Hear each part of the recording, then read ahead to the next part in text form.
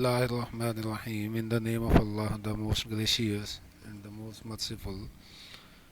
Assalamu alaikum, students. Here, Shahid Ali, your MD biology teacher.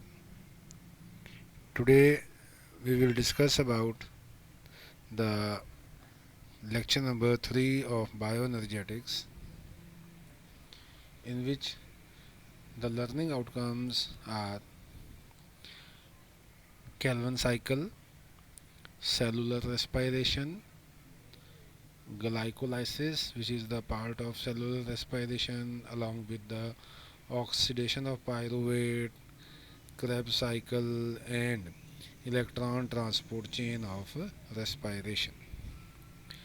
तो इन चीज़ों के बारे में यहाँ पर डिस्कस किया जाएगा, इन चीज़ों को देखा जाएगा। यहाँ पर बारी बारी हम डिस्कस करते हैं इनके बारे में। तो सबसे पहले तो डार्क रिएक्शन।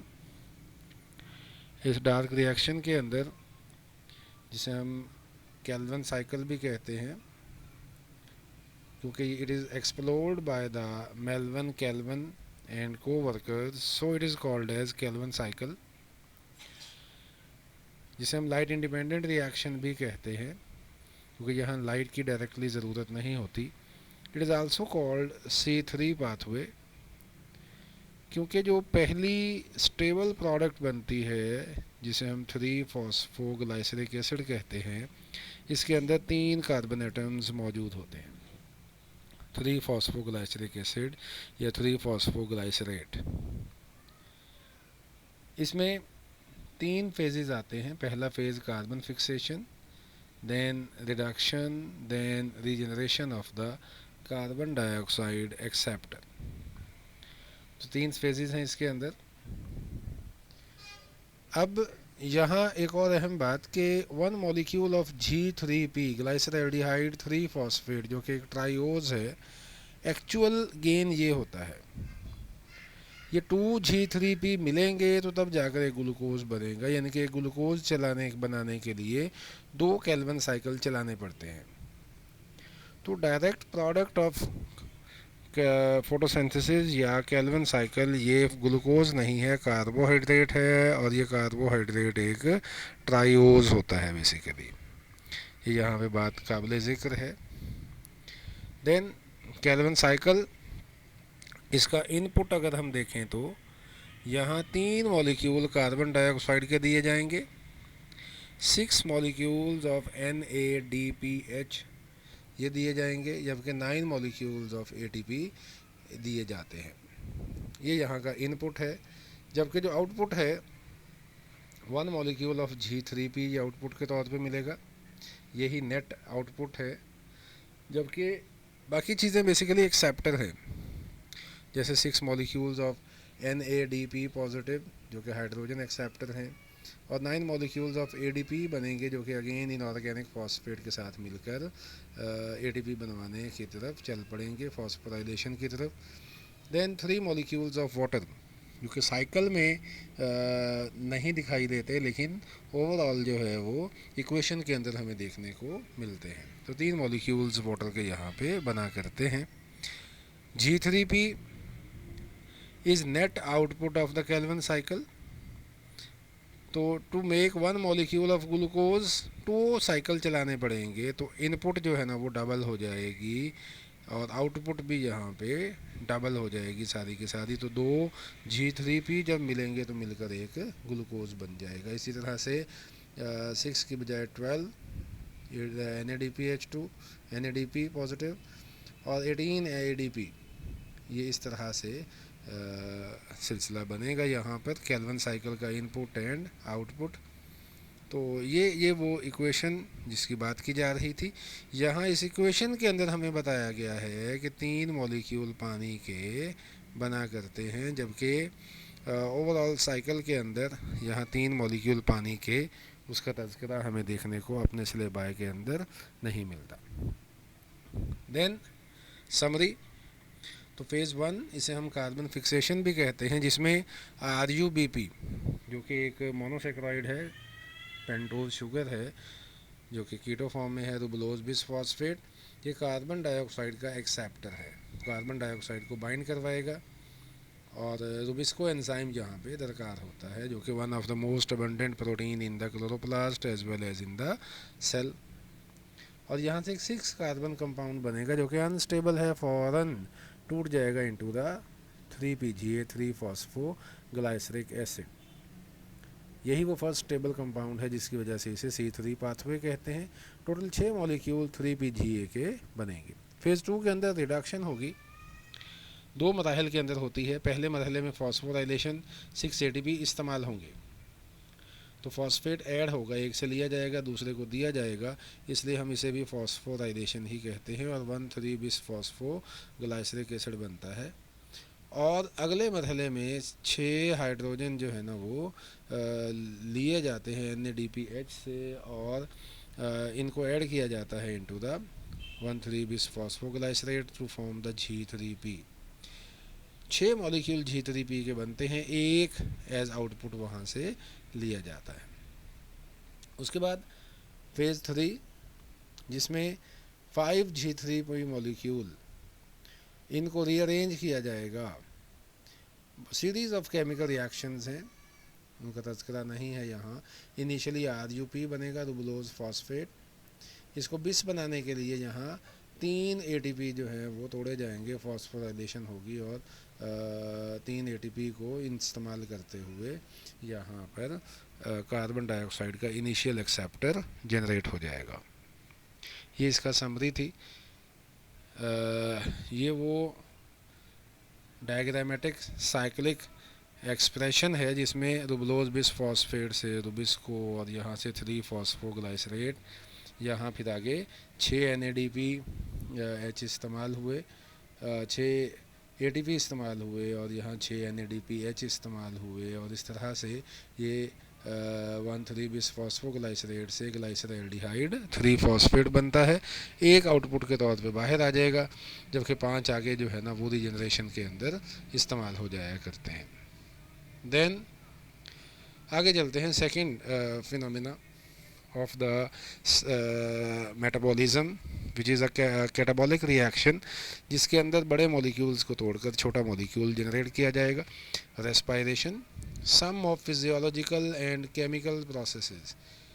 जो फिजियोलॉजिकल प्रोसेस है उसे हम एक्सटर्नल रेस्पायरेशन कहते हैं, जिसके दौरान गैसियस एक्सचेंज होगा पौधे और माहौल के दरमियान, या जानवर और माहौल के दरमियान। तो फिज़िकल एक्टिविटी खा वो स्टोमेटा की फॉर्म में है, खा वो डिफ्यूजन की फॉर्म में है, खा वो लंग्स के अंदर, जो भी सिलसिला फिज़िकल एक्टिविटी के दौरान जनरेट होगा। तो exchange of respiratory gases, mainly carbon dioxide and water between organism and it's environment.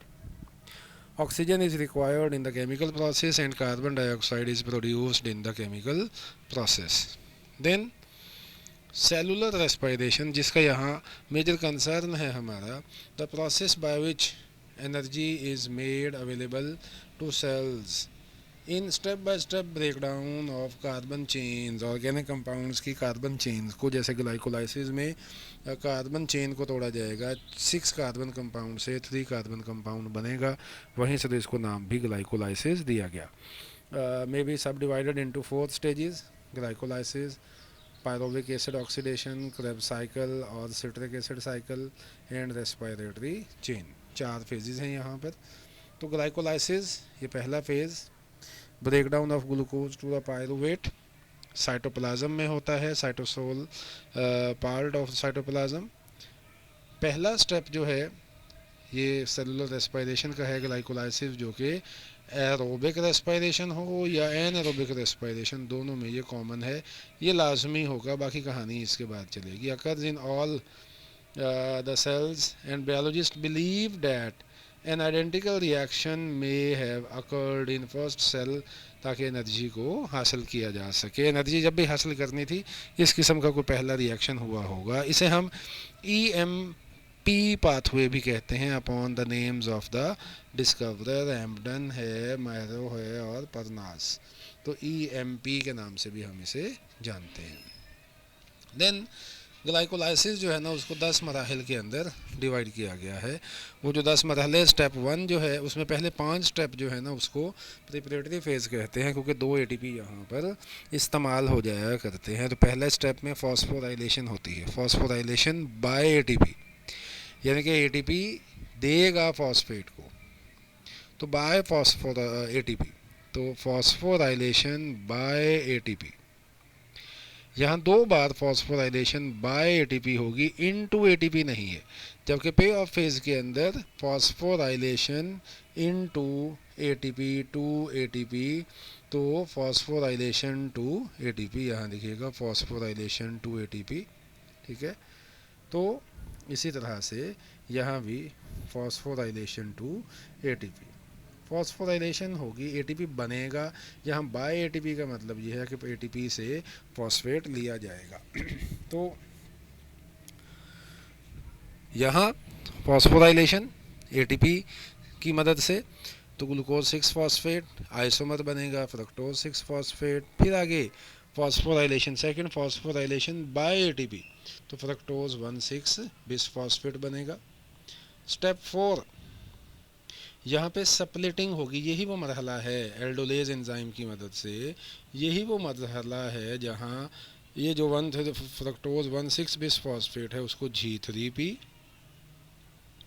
और डाईहाइड्रोक्सी एसीटोन फॉस्फेट, जो दोनों ट्राइओज हैं और आइसोमर हैं आपस में, इनके अंदर कन्वर्ट कर दिया जाएगा। यहीं से इसका इस रिएक्शन का नाम भी है एल्डोलेज एंजाइम है, जो कि सप्लिट करता है, ब्रेक डाउन करता है। यहीं से इस ओवरऑल प्रोसेस का नाम ग्लाइकोलाइसिस है, लाइसिस मीन ब्रेक डाउन।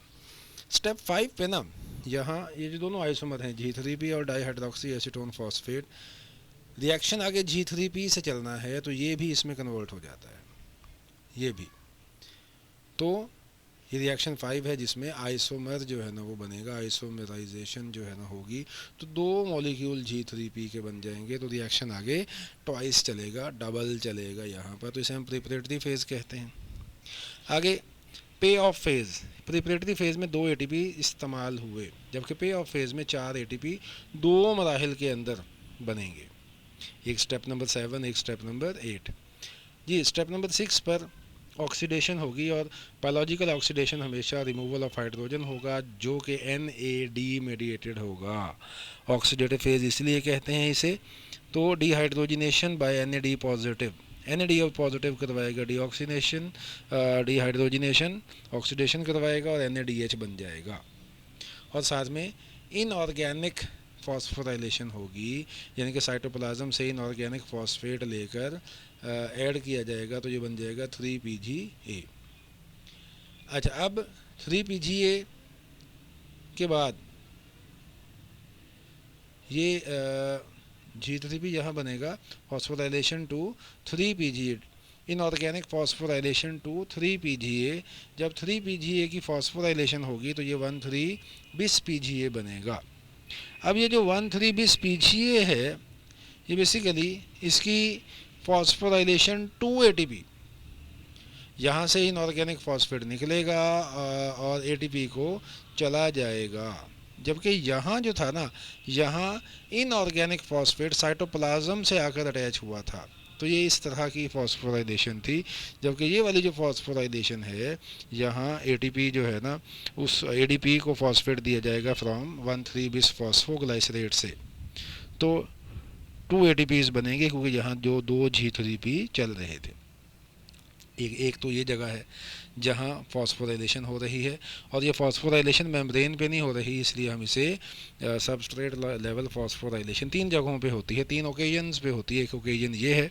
अच्छा, फिर आगे 3 फॉस्फोग्लाइसरेट, इससे बनेगा 2 फॉस्फोग्लाइसरेट फॉस्फेट, सेकंड कार्बन पे आ जाएगा, फिर यहाँ से पानी निकल जाएगा स्टेप नंबर 9 पर, सेकंड लास्ट पे, और फॉस्फोइनोल पायरुवेट बनेगा।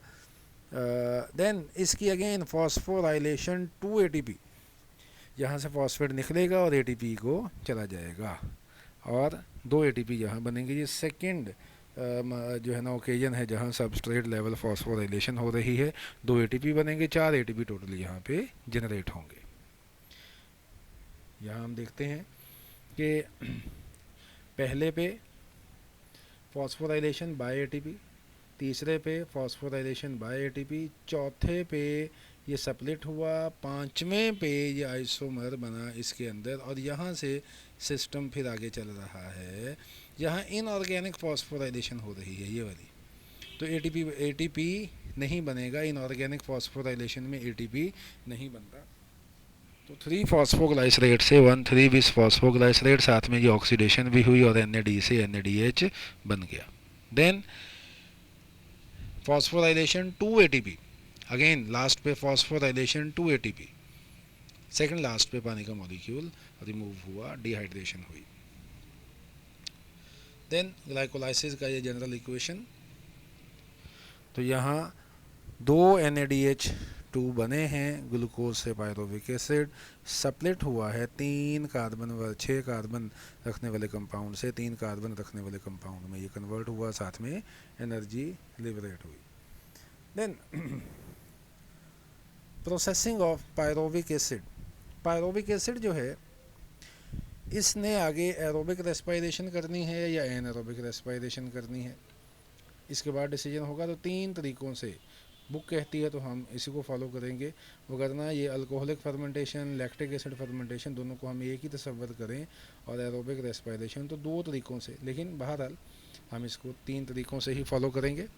तो first 2 reactions occur in the absence of oxygen anaerobic, और थर्ड वन जो है ना in the presence of oxygen aerobic respiration जो है ना परफॉर्म की जाएगी। यहाँ देखिएगा कि अगर विद ऑक्सीजन चलना है तो पायरुवेट माइटोकॉन्ड्रिया में एंट्री लेगा, ऑक्सीडेशन करेगा, एसिटाइल को एंजाइम ए बनेगा और फिर क्रेब्स साइकिल के अंदर इसकी एंट्री चली जाएगी और वहाँ से आगे इलेक्ट्रॉन ट्रांसपोर्ट चेन।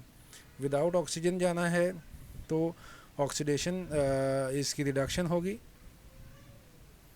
और इस रिडक्शन के दौरान लैक्टिक एसिड बनेगा, तो ये लैक्टिक एसिड फर्मेंटेशन। और अगर अल्कोहल बनाना है तो यहाँ पर 3 मराहिल के अंदर ये काम जनरेट होगा, 2 मराहिल के अंदर। सबसे पहले कार्बन डाइऑक्साइड रिलीज़ होगी और ये एसिड एल्डिहाइड बनेगा, एसिड एल्डिहाइड की यहाँ रिडक्शन होगी और इस रिडक्शन के दौरान एथेनॉल बनेगा। तो अल्कोहल और कार्बन डाइऑक्साइड 2 चीज़ें यहाँ से निकला करती हैं, तो एक इंटरमीडिएट प्रोडक्ट बनती है जिसे हम एसिड एल्डिहाइड कहते हैं। देन एनारोबिक रेस्पिरेशन जिसे हम फर्मेंटेशन कहते हैं, तो incomplete breakdown of pyruvate in the absence of oxygen, very small amount of energy is release, just 2 ATPs according to federal. तो हमारी PDB की बुक के according only about 2% of the energy present within the chemical bonds of glucose is converted into ATP। Then alcoholic fermentation, conversion of pyruvate into alcohol 2 steps में होती है। Initially decarboxylation से acid aldehyde, जिसकी reduction के ज़रिए यहाँ पर NADH बनेगा, occurs in prokaryotic cell and in some eukaryotic cells like yeast. Lactic acid fermentation single step में होती है और इसके दौरान रिडक्शन होगी लेकिन डीकार्बोक्सिलेशन नहीं हुआ करती, अकर्स इन एनारोबिक बैक्टीरिया और स्केलेटल मसल्स ऑफ मैमल्स में एक्सट्रीम एक्टिविटी के दौरान भी ये पैदा हुआ करता है। ये दोनों की इक्वेशंस को यहाँ पे मेंशन किया गया। Then aerobic respiration in prokaryotes and eukaryotes, कुछ बैक्टीरिया जो है ना वो भी एरोबिक रेस्पिरेशन किया करते हैं, तो उनमें अगर हम गौर करें तो ग्लाइकोलाइसिस अकर्स इन साइटोप्लाज्म अगर यूकैरियोट्स की बात की जाए, बाकी के इवेंट्स माइटोकॉन्ड्रिया में होंगे और टोटल 36 मॉलिक्यूल्स ATP के बनते हैं।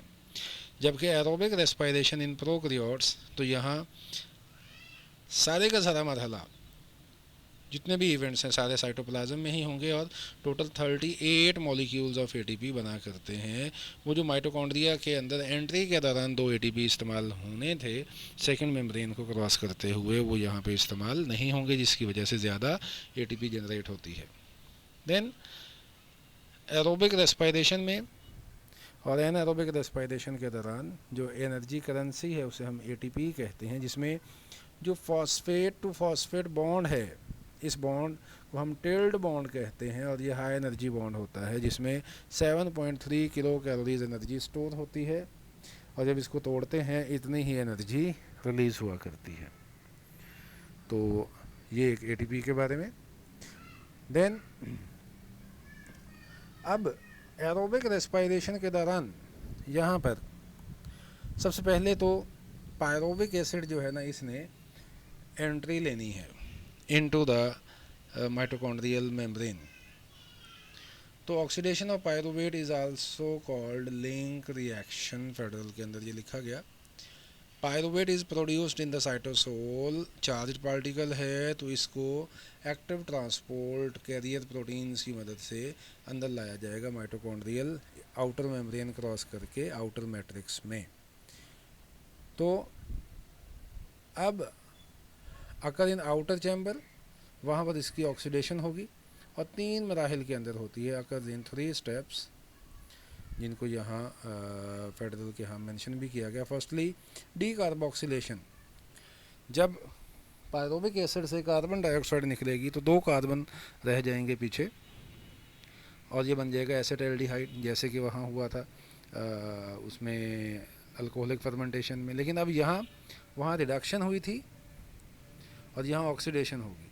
तो ऑक्सीडेशन और डिहाइड्रोजिनेशन, जाहिर बात है सेल्स के अंदर जो ऑक्सीडेशन है वो बेसिकली डिहाइड्रोजिनेशन ही होती है of acetaldehyde by NAD positive to form 2 carbon fragment, radical बनेगा एसिटाइल NADH। अब एसिटाइल के साथ कोएंजाइम A अटैच होगा और ये बन जाएगा एसिटाइल कोएंजाइम A, जो कि इनर मेम्ब्रेन को क्रॉस करके इनर मैट्रिक्स के अंदर आ जाएगा और क्रेब साइकिल के अंदर एंट्री लिया करता है। ये इसके 3 मराहिल को यहाँ पे पायरुवेट, कार्बन डाइऑक्साइड निकली, डी कार्बोक्सिलेशन, तो ये बन गया एसिटाल्डिहाइड। ये एसिटाल्डिहाइड की ऑक्सीडेशन हुई, हाइड्रोजन निकला तो ये बन गया एसिटाइल, ये है एसिटाइल ग्रुप। ये एसिटाइल ग्रुप जो है इसके साथ अब कोएंजाइम A लगा जो कि इसको एंट्री करवाएगा in the through the inner mitochondrial membrane. अब क्रेब साइकिल, इसे हम सिट्रिक एसिड साइकिल या इसे हम TCA tri carboxylic acid cycle भी कहते हैं। Discovered by sir Hans Krebs, also called citric acid cycle, क्योंकि पहला जो स्टेबल कंपाउंड बनता है वो यही है। Also called TCA tri carboxylic acid cycle, क्यों? क्योंकि सिट्रिक एसिड जो है ना उसमें 3 कार्बोक्सिलिक एसिड्स पाए जाते हैं। Occurs inside the inner mitochondrial matrix. पहले स्टेप में ऑक्सैलो एसीटेट कंबाइन करेगा with the acetyl coenzyme A और सिट्रिक एसिड बनेगा जो कि 6 कार्बन रखता है, कोएंजाइम A रिमूव हो जाएगा। फिर आइसोमेराइजेशन होगी, आइसोमेराइजेशन से आइसोसिट्रेट बनेगा। अब आगे डी कार्बोक्सिलेशन 2 स्टेजेस पे आएगी, 2 स्टेप्स में आएगी। पहले स्टेप पे डी कार्बोक्सिलेशन होगी, कार्बन डाइऑक्साइड निकलेगा तो साथ में NADH भी बनेगा और अल्फा कीटोग्लूटारेट। तो ये ऑक्सीडेशन प्रोसेस है क्योंकि हाइड्रोजन निकल रही है और NAD को रिड्यूस कर रही है। देन आगे है oxidative D carboxylation again and phosphorylation. तो हाइड्रोजन निकली, ऑक्सीडेशन भी हुई, कार्बन डाइऑक्साइड निकली, डी कार्बोक्सिलेशन भी हुई और साथ में इनडायरेक्टली यहाँ पर जब सक्सिनेट बना तो इनडायरेक्टली यहाँ पे ATP भी बना। ये थर्ड ओकेजन है जहाँ पर ATP बन रहा है, तो इसे हम सबस्ट्रेट लेवल फॉस्फोराइलेशन 3 ओकेजन्स पर होती है, ये थर्ड ओकेजन है GTP की मदद से। तो पानी का मॉलिक्यूल भी यहाँ पे रिमूव हुआ करता है। देन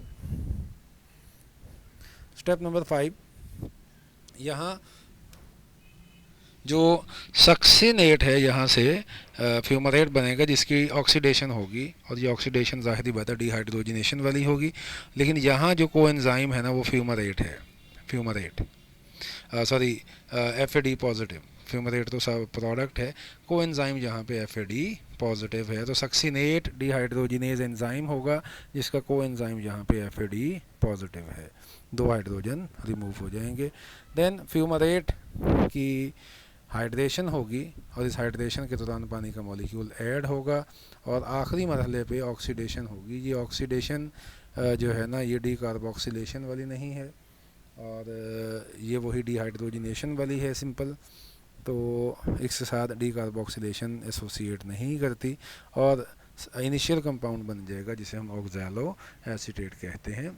यहाँ ये सिट्रेट बना, देन आइसोसिट्रेट, यहाँ डी कार्बोक्सिलेशन भी हुई, साथ में ऑक्सीडेशन भी हुई, अगेन यहाँ डी कार्बोक्सिलेशन भी हुई, ऑक्सीडेशन भी हुई, और फिर यहाँ पे इनडायरेक्टली एटीपी बना, ये सबस्ट्रेट लेवल फॉस्फोराइलेशन, देन सक्सिनेट्स की ऑक्सीडेशन हुई तो यहाँ फ्यूमरेट बना, और FAD ने ना कोएंजाइम के तौर पे यहाँ काम किया। तो input and output, acetyl group एक, अगर हम input of single Krebs cycle की बात करें,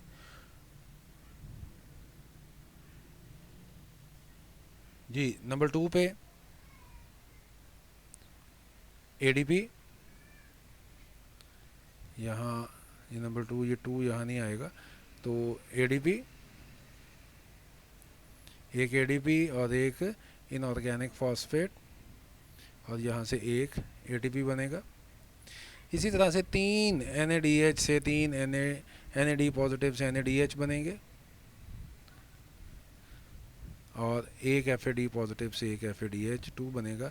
आउटपुट में यहाँ एक और चीज़ एडिशनल है, वो है CO2, ये आउटपुट के तौर पे यहाँ से ली जाएगी। तो जब 1 ग्लूकोज मॉलिक्यूल को हम देखेंगे तो 2 पायरुवेट बनेंगे, तो यहाँ से हर चीज़ जो है ना वो डबल हो जाया करती है, यानी कि 6 NADH बनेंगे, 2 FADH2 बनेंगे, 2 ATP यहाँ पे जनरेट हुआ करते हैं। इसके बाद जो हाई एनर्जी NADH और FADH2 बने हैं, इनकी आगे इलेक्ट्रॉन ट्रांसपोर्ट चेन में से इनके एक्साइटेड इलेक्ट्रॉन्स को गुजार कर हाइड्रोजन आयंस ग्रेडियंट जनरेट करवा कर ATP सिंथेटेज एंजाइम्स को एक्टिवेट किया जाएगा, जिसकी वजह से यहाँ ATP जनरेट होगी। तो इसे हम electron transport chain of respiration कहते हैं। यहाँ ईच NADH गिव्स 3 ATP और FADH2 gives 2 ATP. These two enter the electron transport chain, which is located in the inner mitochondrial membrane. Components of respiratory electron transport chain are coenzyme Q and a series of cytochrome जो कि B, C, A and A3 है, और and पे जाकर एक molecular oxygen मौजूद है जो कि इस ऑक्सीजन का फाइनल एक्सेप्टर होती है।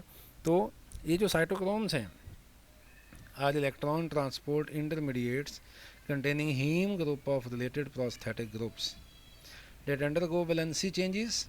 कैसे भला कि सबसे पहले इलेक्ट्रॉन इनमें ऐड होगा तो इनकी रिडक्शन हो जाएगी, और फिर इलेक्ट्रॉन यहाँ से निकलेगा तो इनकी ऑक्सीडेशन हो जाएगी। तो हर कैरियर की पहले ऑक्सीडेशन रिडक्शन होगी, बाद में ऑक्सीडेशन हुआ करती है। यहाँ इसी बात को हम देखते हैं कि NAD positive high energy electron इसने एमिट किया, तो यहाँ डिहाइड्रोजिनेज एंजाइम की मदद से यहाँ हाई एनर्जी इलेक्ट्रॉन जब आगे गया तो यहाँ कोएंजाइम Q, ये इलेक्ट्रॉन कैरियर है, इसके पास इलेक्ट्रॉन गया तो इसकी रिडक्शन हुई, जब निकला तो इसकी ऑक्सीडेशन। इस तरह से B और साइटोक्रोम कोएंजाइम Q ये दोनों सेम एनर्जी लेवल पे हैं।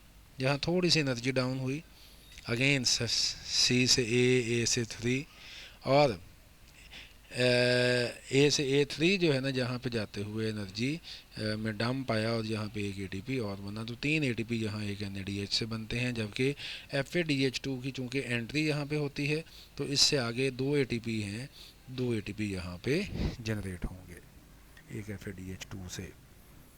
तो बाकी इसके मुतल्लिक जो फॉस्फोराइलेशन था इसका, वो हमने पहले भी देखा कि ATP सिंथेटेज एंजाइम जो कि F0 और F1 पार्टिकल्स पर मुश्तमिल होता है, जो कि माइटोकॉन्ड्रियल इनर मेम्ब्रेन पर मौजूद होता है। Thank you.